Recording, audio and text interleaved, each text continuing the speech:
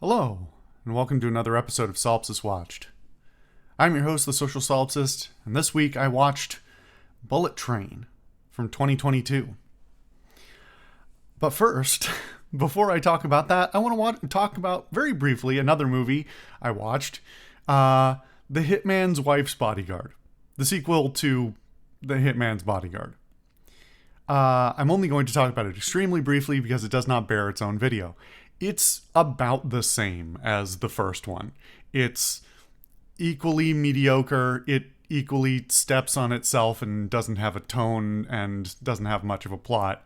It's equally kind of all over the place and fleetingly entertaining. But I have nothing really positive to say about it. It is very meh. I've seen lots of worse things recently, but yeah. Unless you really loved the first one, the second one's not going to do you any favors. Anyway, I watched that and didn't really like it all that much, so I decided I wanted to watch Bullet Train, which is a movie I've had on my list for a little while now. Obviously not crazy long, because it's it hasn't been out that long. But the thing that caught my eye with Bullet Train is I actually accidentally saw an ad for it. As much as I try to avoid advertisements and trailers in particular, sometimes I happen to see them. And as much as I switched off of it as soon as I was seeing it, within of just a few seconds, what caught my eye was that the visual presentation seemed really excellent. Colorful, good framing, well shot, good camera choice, good lens choice, good post-processing and stuff like that. It just looked visually very appealing. And I'm really glad I followed that lead because this has proven to be, I'm only coming off of it maybe an hour ago, but has come to be one of the better things I've watched in a while. It is still very much a Hollywood popcorn film kind of thing. It's a lot of it's a lot of fun more than it is necessarily there for a super intelligent cinematic experience. But that's not a surprise. That's what you're coming in here for. In looking into it after the fact, some of the connections I was making while watching it are suddenly making more sense. This is directed by David Leitch. I'm not sure how to pronounce it. Who, until I was looking it up, I didn't know who that was. He is a former stunt actor, or maybe still a stunt actor, but who directed Atomic Blonde, which we watched a little while ago, and also directed the original John Wick film, or co-directed it, I believe. And suddenly it all started to come together because a lot of the really top quality elements of those films are present in this film. It is still not quite the Hong Kong style action that I love so much. It's still a lot of cutting away from hits because not everybody's trained, but it is a lot better than the vast majority of action films coming out of Hollywood right now. It is very well choreographed. It is very stylish, and it is very well paced when it comes, to the whole thing, but especially for the fight scenes, which are fast, frequent, and they are appropriate. It doesn't feel like an excuse to watch an extended fight scene, which, for as much as I enjoy John Wick is just a glorified fight scene, very long fight scene, and that's fine. That's just all it happens to be. This movie does a lot more than that. And contrary to Atomic Blonde, which my recollection is, having not rewatched my own video on it and my memory being crap, my recollection is that I wish that it had taken a slightly lighter tone. And this movie takes a much lighter tone and is very, not necessarily tongue-in-cheek, but is black comedy in a way that I, while watching it, was comparing to Quentin Tarantino. That's not a connection I make lightly. As I've talked about before, Tarantino is a master of his particular craft, and his particular craft is stylized violence and quippy humor, or quippy dialogue. And this film has both in spades. Stylistically, it's obviously pretty different. Nobody can ape Tarantino's visual style, and nobody really tries to. But I really appreciate what was done here. This is a rather bright and colorful and generally extremely well lit film, and that really lends itself towards the kind of production they're going for. This is a lot of action scenes in cramped spaces. The vast majority of the film takes place within train cars on a bullet train, and that requires a certain talent to design the fights, design any kind of cinematic experience. As we talked about the murder on the Orient Express, you can completely butcher a train. A basic train scene by not using the train properly, let alone a fight scene.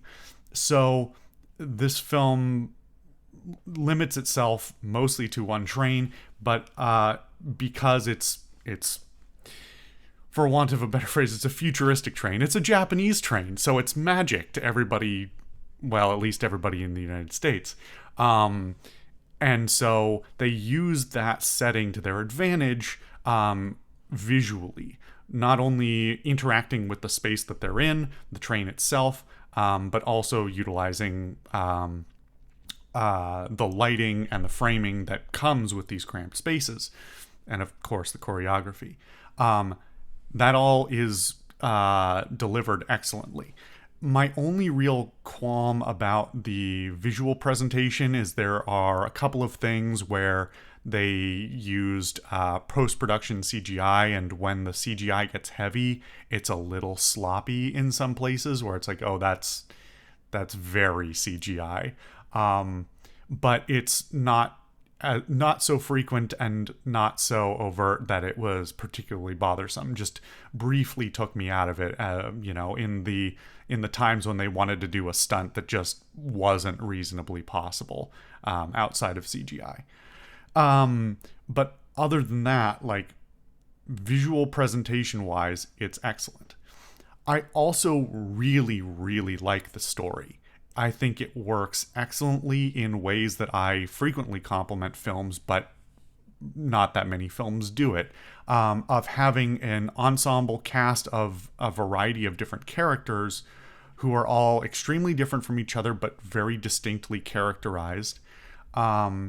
And showing the dynamics between those people and how they interact with each other and the space that they're in and the time that they're in. Those are the pillars of a good story, of have interesting people doing interesting things in interesting places, right? And while the idea of limiting to a bullet train is it could seem limiting, as I've said before, I'm a big fan of writing in contexts in which you are limited, in which you have to find clever solutions for yourself as a writer or your characters themselves to interact with the time and space that they're in. And this movie does it brilliantly. And I understand this was based on a Japanese novel that is a bit different, but like has the same general premise. And I think it's a really smart and interesting thing. The whole plot hinges on a bunch of rather different characters with really specific motives all on the train together, and the interactions between them. How they react to each other, what they do and don't know about each other, what they do and don't know about the space that they're in, and who possesses what items. In a lot of ways, it's kind of a whodunit in progress, which is something I love. Obviously, I like mysteries, I like whodunits, and watching this movie unfold as these various characters take possession of items, lose items, the MacGuffins. I don't want to even call them MacGuffins, because every item that is introduced, every proverbial Chekhov's gun, sometimes literal, but is treated as a character unto itself, to the point that there are items that get introduced. They get like a title flash as they introduce characters. The characters get like a nameplate on screen, and they also do that for certain items, and it's wonderful. It's so smart. It really points out like the importance of everything they've put on screen. They don't waste space trying to like confuse you with extra shit, or like make you double back and go, wait, where was that again? They signpost everything. They let you see everything. They do insert cuts to tell you where that gun that just got ejected out of somebody's hand went, or something like that. And the only surprises are sort of a few narrative ones where they're like, such and such happened to somebody, but you only saw so much, so you're a little unsure. It appears like this way, but maybe it wasn't. And so it's this like sort of brilliantly framed thing that then the reason why it still gets to surprise you while signposting everything so clearly is because the pacing is impeccable.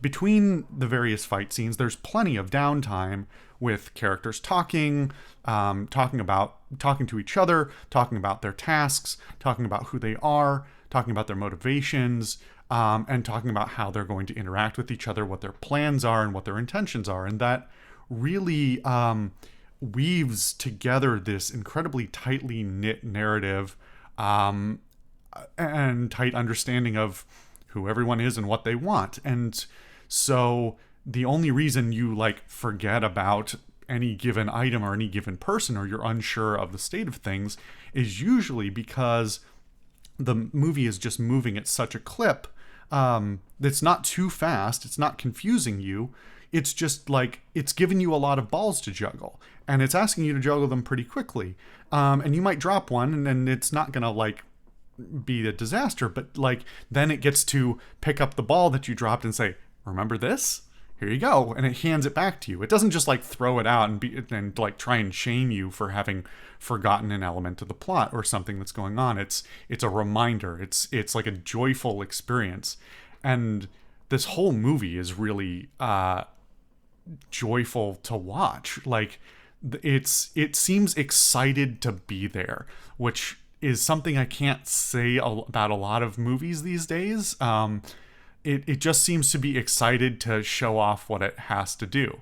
And that's additionally, that's assisted by a relatively light tone. I would call this like a black comedy action movie. And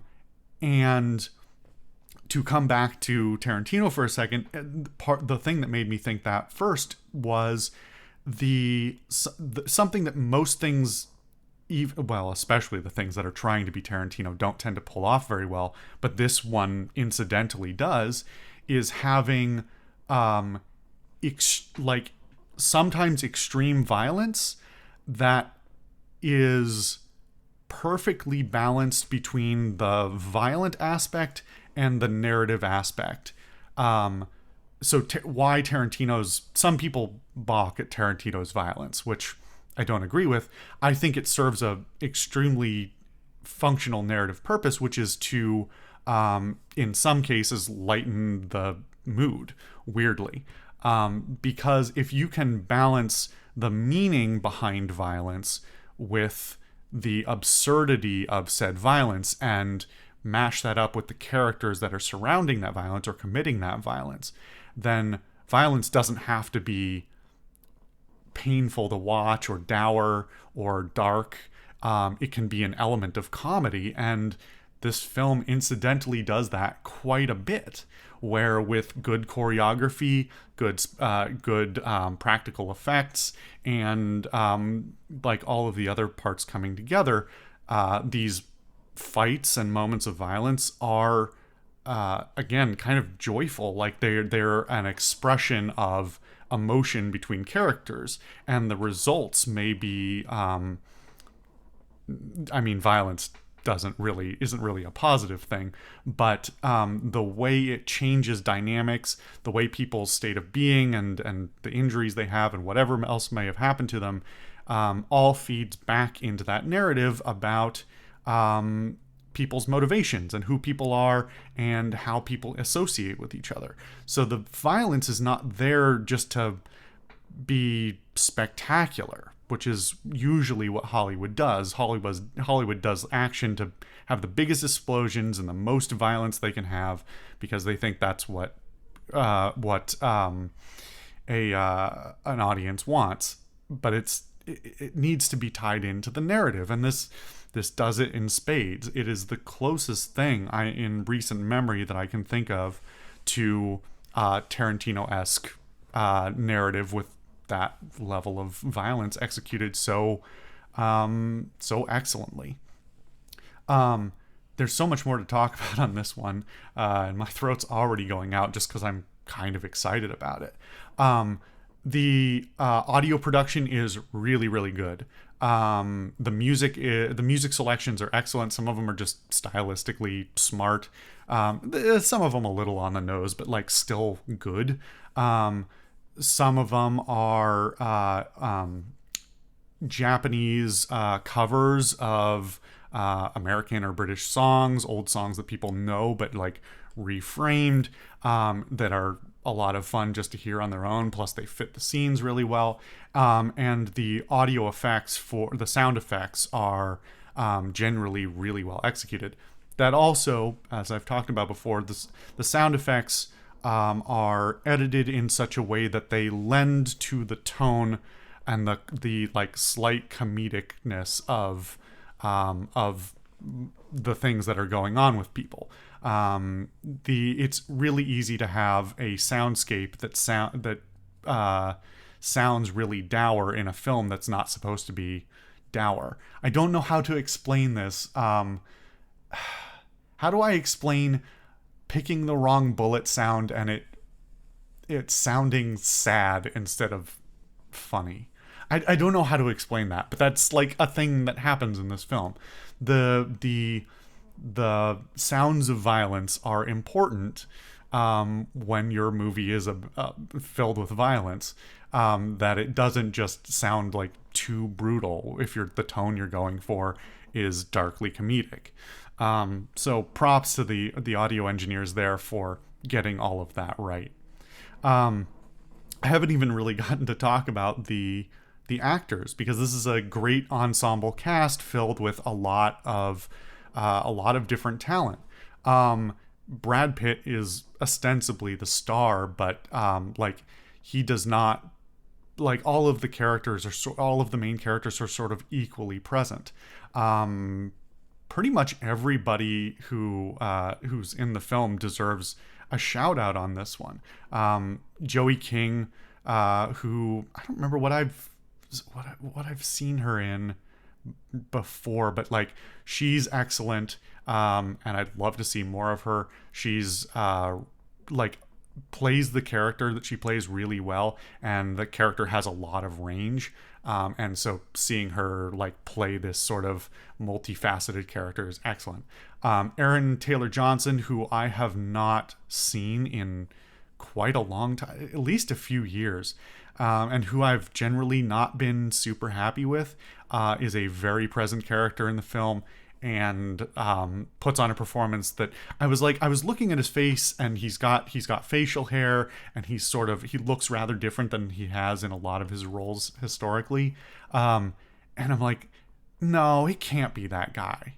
And then I'm looking at the end, it's like, oh, it totally is. And he's so transformed both by the role, and he has had a bit of a physical transformation as well, and completely believable in the role that he's playing. And I think I'd love to see more of him in various roles.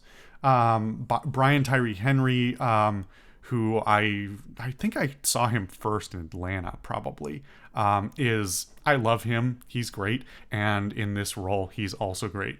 As far as I'm aware, he's American, but he's doing a British accent, and while I am not the connoisseur of British accents, it's completely believable, to the point I was also not entirely sure who he was right off the bat, because I was like, it's not that guy, it's got to be somebody else. That accent's pretty good.